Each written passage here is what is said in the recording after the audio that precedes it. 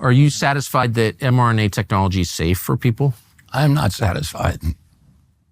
Again, my opinion about that is irrelevant, but we will be doing those studies. And I would say there's a lot of skepticism in this agency about mRNA vaccines, about mRNA technology, about the status of it now, about whether it's safe. And we do not, the safety studies simply have not been done, but there's enough anecdotal reports of people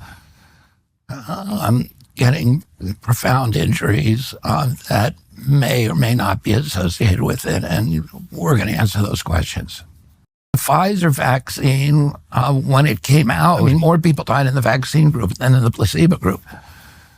I had 20,000 people who got the vaccine, 20,000 who didn't, and after 6 months they looked at it, and there was 23% more deaths in the vaccinated group from all causes than in the placebo group. And the efficacy was kind of dubious because there was only 2 people who died from COVID in the placebo group.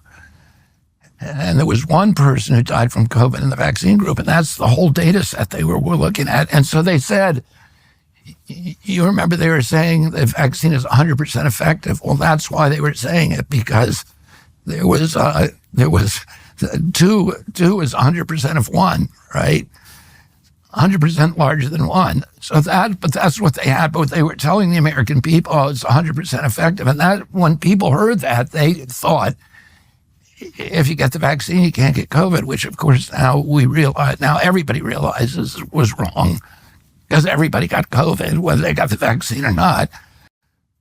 But I do think that there's this, among a lot of the people who were doing that kind of research, the gain-of-function research, there are big career, economic, and professional incentives to break new ground and say,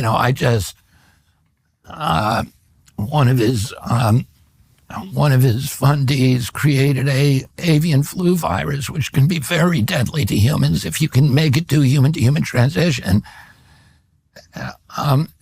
transmission. And he developed one that could jump to mammals. Why would you do that? You're inviting a catastrophe. And they published it and bragged about it. And I think there's this kind of, I don't know whether I would call it a God complex or something, where, some of the people in that field seem to have this kind of, get some kind of sense of omnipotence or something from, developing something that can kill all of humanity. Yes. But I don't know. That is sheer speculation. That sounds right to me. He got immunity. Why did he need immunity? Why did he need a pardon in advance? What do you think the answer is? I would be speculating, but I think he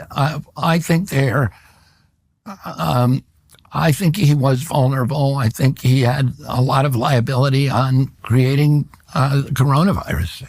He was funding precisely that research at the Wuhan lab. Yep. And he was giving them the technology. He was giving them, he gave them not only the technology, the precise technology for developing that pathogen,